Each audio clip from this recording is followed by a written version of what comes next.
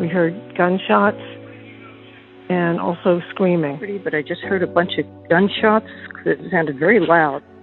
3 neighbors called 911 after hearing gunshots and screaming the same night a Hunterdon County veterinarian and her boyfriend were killed by her ex, according to police. There were about 7-ish gunshots. We thought we heard some screaming, and then the noises stopped. Hello? It was too weird. Police searched the area the same night as those 911 calls and found nothing. A New Jersey veterinarian begged police for help against her stalker ex-boyfriend, a state trooper, and they did nothing. Then he murdered her and her new boyfriend.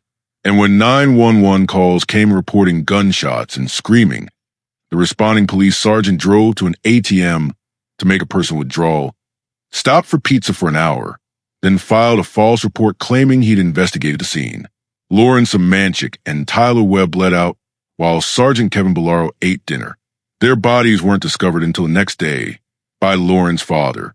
The stalker was New Jersey State Police Lieutenant Ricardo Santos. Lauren reported him to his own department, to local police, multiple times. She had evidence, recording devices he'd hidden in her home, her keyed car, constant harassment, and every single law enforcement agency she contacted failed her. This is a story of 2 murders that could have been prevented, and a cop now facing prison time for prioritizing pizza over a double homicide in progress. Dr. Lauren Semanchik was 33 years old and worked as a veterinarian at Long Valley Animal Hospital in Morris County, New Jersey.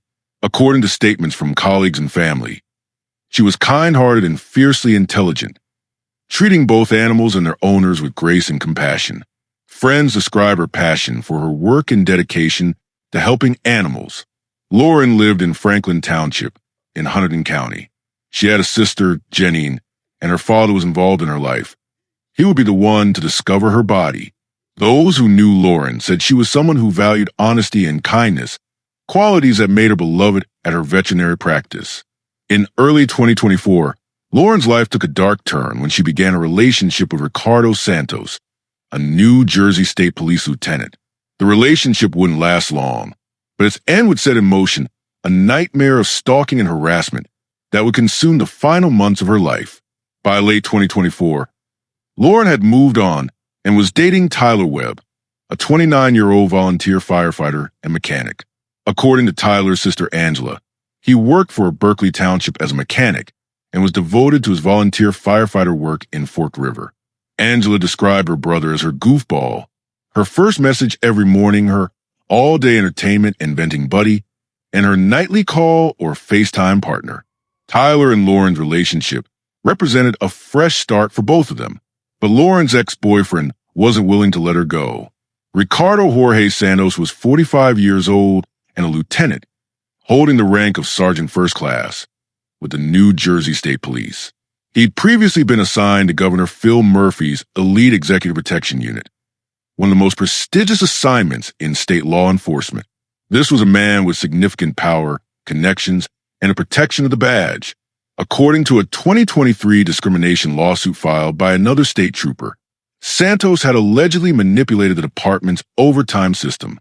The lawsuit claimed Santos would adjust his hours in the electronic daily system to circumvent a 6-hour overtime cap, inflating his earnings. Court documents allege his salary had been boosted to over $400,000 annually through this practice. But Santos's problems went beyond overtime fraud. In early 2024, he began dating Lauren Semanchik. According to Lauren's own accounts to friends and in police reports, Santos initially seemed like her knight in shining armor. Lauren had been in a wheelchair recovering from an accident when they met, and Santos was attentive and caring. But once Lauren recovered and returned to work full-time, the relationship changed dramatically. Santos became controlling and possessive. He would start fights. He accused Lauren of cheating without cause. He read her personal diary. The red flags multiplied until Lauren ended the relationship in September 2024. That's when Santos's behavior escalated from controlling to criminal.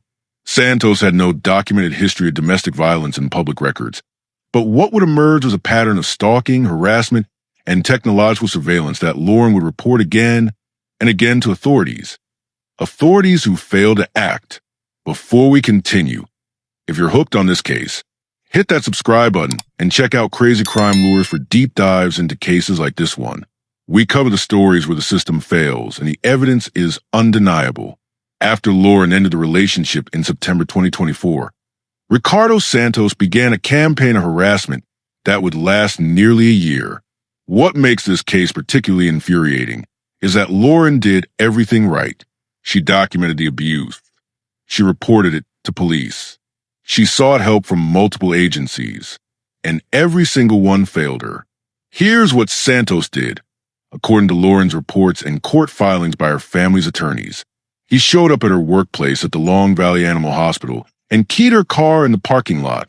Lauren installed video surveillance in her vehicle because she was terrified of what he might do next. He placed recording devices inside her home. Lauren found them and reported this to police. Evidence of illegal surveillance by a law enforcement officer. He put water in her gas tank, attempting to damage her vehicle. He called and texted her constantly from restricted numbers after she blocked him. Even when Lauren changed her number, Santos found ways to contact her, and Lauren tried to get help. Here's a timeline of her attempts to get law enforcement to protect her and how each agency failed. April 2024, Lauren contacted a female New Jersey State Police trooper who was Santos's colleague. She told this trooper about Santos's controlling behavior and harassment. According to the family's attorneys, nothing happened. The state police took no action against one of their own. May 19, 2024. After her car was keyed at work, Lauren called the Washington Township Police Department. She told them she suspected Santos. An officer actually called Santos, who denied keying the car and claimed he'd only called Lauren a few times. The officer told Santos to avoid contact with Lauren, but took no further action. No report was filed. No investigation was opened. Santos faced no consequences. May 20th, 2024, the most critical failure. This is where the system's failure becomes inexcusable. Lauren went in person to the Franklin Township Police Department. She wanted to file a police report or obtain a restraining order against Santos. According to court documents and her family's attorneys, she was told no one could help her. She was given a phone number to call instead. Lauren left a voicemail that day. Her words are chilling in retrospect.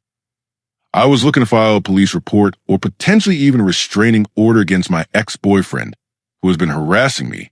He placed recording devices in my home and has continued to text me and call me. And then I just came out from work last night, and my car had been keyed. Here's what should have happened. According to New Jersey Attorney General's internal affairs policy, when an officer is involved in a domestic violence incident, that office must be notified and the officer's weapons must be seized immediately. The Franklin Township Police Department did nothing. They didn't seize Santos's weapons. They didn't notify internal affairs.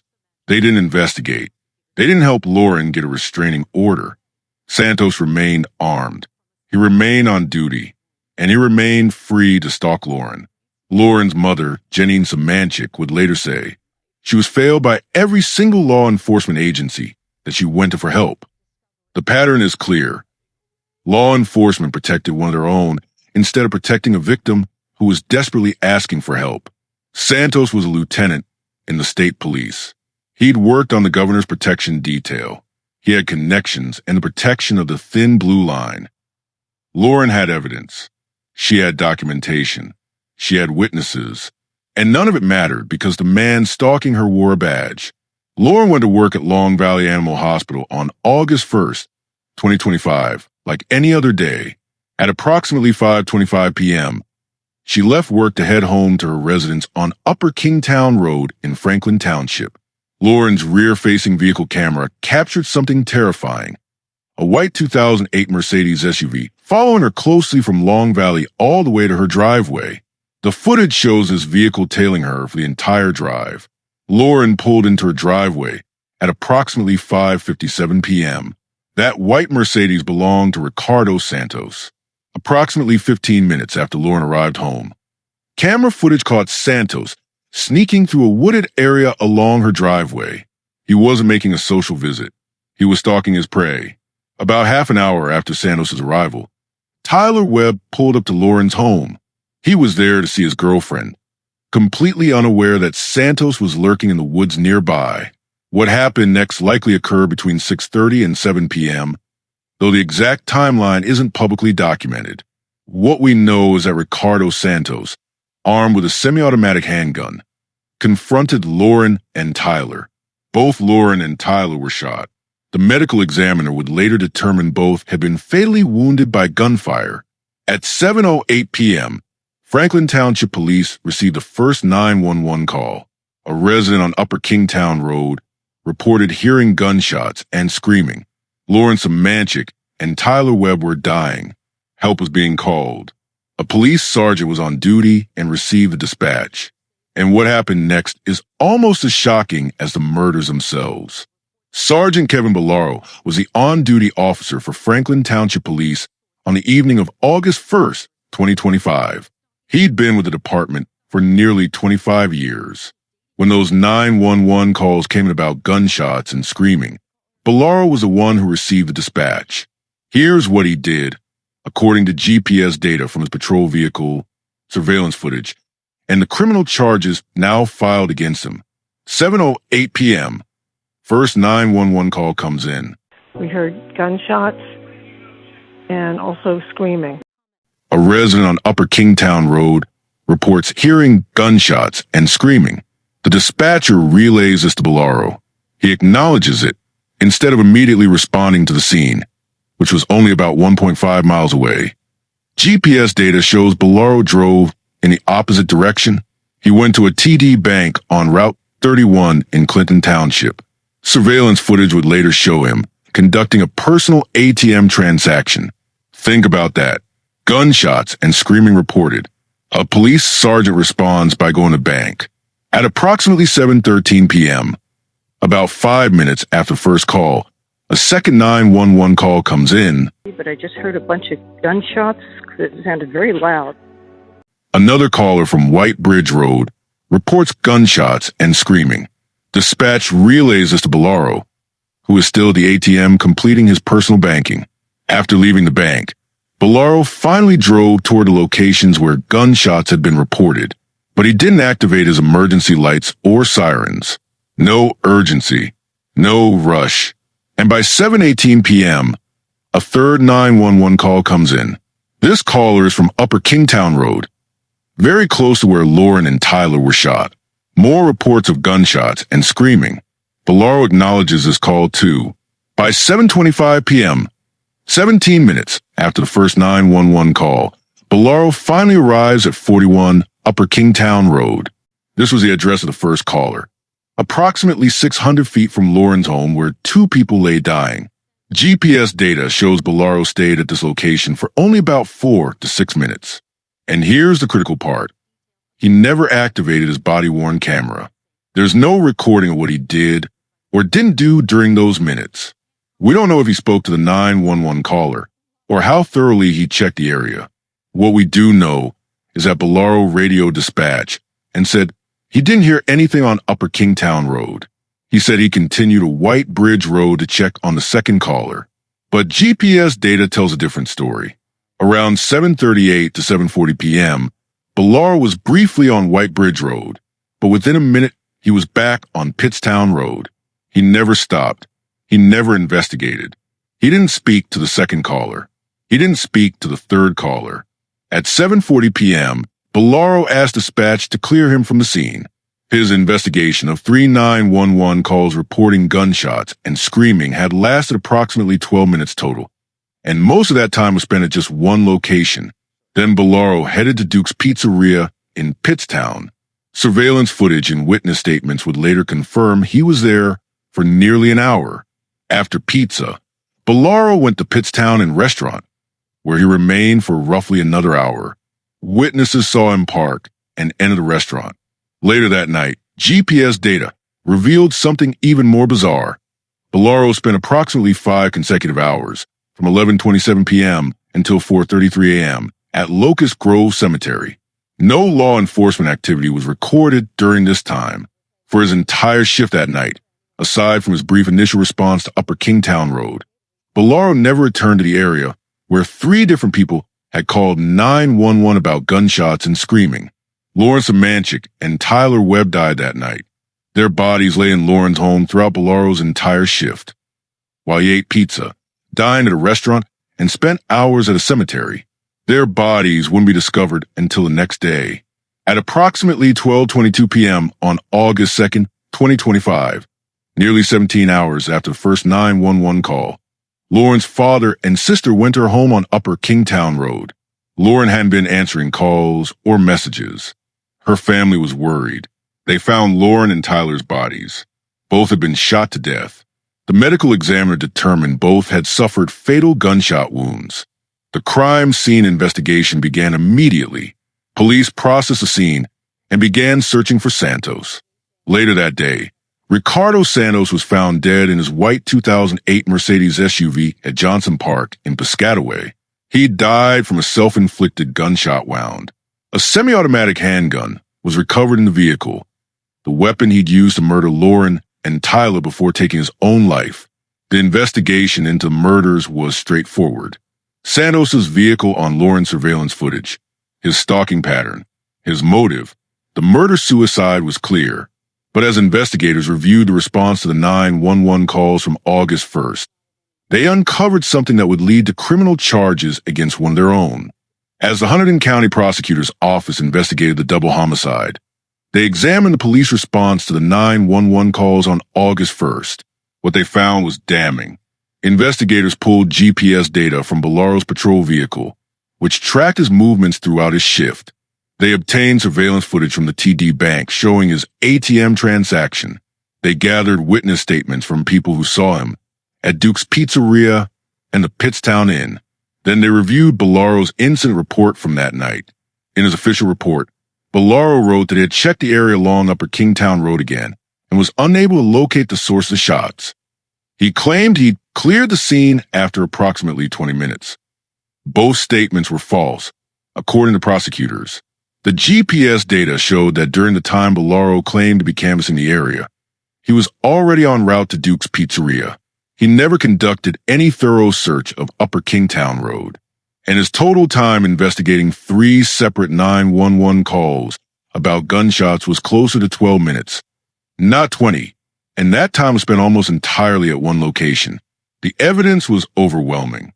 Bollaro had delayed his response to make a personal ATM withdrawal, failed to activate emergency equipment while responding to reports of gunshots, spent only minutes at the scene before clearing himself, never spoke to 2 of the 3 911 callers, left the area to get pizza and dine at a restaurant, filed a false police report claiming he conducted a thorough investigation, spent 5 hours at a cemetery during his shift with no documented police activity. On August 7, 2025, less than a week after the murders, the Hunterdon County Prosecutor's Office took over the Franklin Township Police Department, citing serious concerns about FTPD's operations and effectiveness. Bollaro was placed on administrative leave. So was Franklin Township Police Chief Timothy Snyder. If you want to see more deep dives into police failures and corruption in true crime cases, make sure you're subscribed to Crazy Crime Lures. We don't let these stories fade away. Prosecutors charged Kevin Bollaro with 2 crimes. Second-degree official misconduct. This charge alleges that Bollaro knowingly refrained from performing his duties as a police officer with the purpose of obtaining a personal benefit. The personal benefit includes conducting his ATM transaction and getting dinner while on duty. If convicted, this felony carries a sentence of 5 to 10 years in prison and fines up to $150,000. Disorderly persons tampering with public records.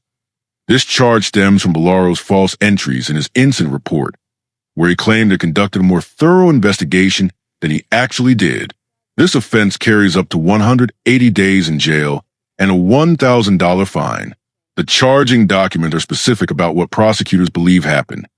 Bollaro prioritized his personal convenience over responding to emergency calls, then lied in official records to cover up his dereliction of duty. Bollaro's attorney, Charles Sciarra, issued a statement defending his client. Sergeant Kevin Bollaro has faithfully served that community for nearly 25 years and is not guilty of anything related to this horrendous killing. This prosecution is unfortunate. Chiara argued that nothing Kevin Bollaro did or did not do that day impacted or could have stopped the killings. He added that it is a time-honored tradition to look for blame when tragedy strikes, and with the killer ending his own life in this case, the wide net is being cast. That defense raises a haunting question. Would Lauren and Tyler have survived if Bollaro had responded immediately instead of going to an ATM? We'll never know. What we do know is that they lay dying or dead while a police sergeant ate pizza. Bollaro's first court appearance was scheduled for November 5th, 2025. The attorneys for Lauren Semanchik's family released a statement after Bollaro's charges were announced. The Semanchik and Webb families are shocked at Sergeant Bollaro's egregious conduct as charged by the Hunterdon County prosecutor. We believe this to be the tip of the iceberg of the many failures by the local and state police which will be uncovered and which led to the murders of Lauren and Tyler. Tyler Webb's sister Angela took to Facebook with raw emotion. I hope he serves all 10 years and thinks about this every single day. She condemned both the coward that did this to them and the coward who chose to let them sit out there for hours while he ate pizza and hung out in him while on duty. The families have made clear they're not stopping with Bollaro's prosecution. In August, they announced plans to file a lawsuit within 6 months against the Franklin Township Police Department, the New Jersey State Police, and potentially other agencies. Lauren's mother, Janine Semanchik, summarized the case simply. She was failed by every single law enforcement agency that she went to for help. The lawsuit will seek not just compensation, but systemic reforms. The families want accountability for why Lauren's multiple reports of stalking, harassment, and illegal surveillance by a state trooper resulted in zero action. They want answers for why Santos's weapons were never seized despite the Attorney General's clear policy. They want to know why Lauren's voicemail begging for help was ignored. This case exposes catastrophic failures at every level. New Jersey State Police. When Lauren reported Santos's harassment to his colleague in April 2024, nothing happened. The state police failed to investigate one of their own, even when presented with evidence of stalking and illegal surveillance. Santos remained armed and on duty, despite being accused of serious crimes. Washington Township Police. When Lauren reported her keyed car and suspected Santos, an officer called Santos and basically took his word for it. No investigation, no consequences, just a warning to avoid contact, which Santos ignored. Franklin Township Police. This is where the failure is most damning. Lauren went to the station, in person seeking help. She left a voicemail detailing harassment, illegal recording devices, and vandalism by a state trooper. According to the family's attorneys, New Jersey Attorney General policy required the department to notify internal affairs and seize Santos's weapons. They did neither. Then, on the night of the murders, Sergeant Bollaro allegedly prioritized his personal errands over 3 911 calls about gunshots and screaming. Following the murders, New Jersey Assemblywoman Ora Dunn of District 25 introduced Bill 3236, which will revise the definition of domestic violence to include psychological and economic abuse. If an incident causes fear, serious alarm, or distress that substantially impacts a person's daily activities, it could be considered a domestic violence offense under proposed law. But legislation comes too late for Lauren and Tyler. Ricardo Santos is dead by his own hand. He murdered 2 people and denied them justice by taking his own life. Kevin Bollaro awaits trial on official misconduct and tampering charges. He faces up to 10 years in prison if convicted on the felony charge. His attorney maintains he did nothing wrong and that his actions didn't contribute to the murders. The Hunterdon County Prosecutor's Office continues to oversee the Franklin Township Police Department. Chief Timothy Snyder remains on administrative leave alongside Bollaro. The families of Lauren Semanchik and Tyler Webb are preparing their lawsuit, which they stated will seek to expose the full extent of law enforcement's failures in this case. Lauren Semanchik was 33 years old. She dedicated her life to healing and helping animals. She trusted the system to protect her when she reported her stalker ex-boyfriend. That system failed her completely. Tyler Webb was 29 years old. He was a volunteer firefighter who served his community. He was described by his sister as her best friend and constant companion. He died trying to be with the woman he loved. Both of them did nothing wrong. Lauren reported her stalker. She sought help from police. She documented everything. And every agency she contacted chose to protect a fellow cop instead of protecting her.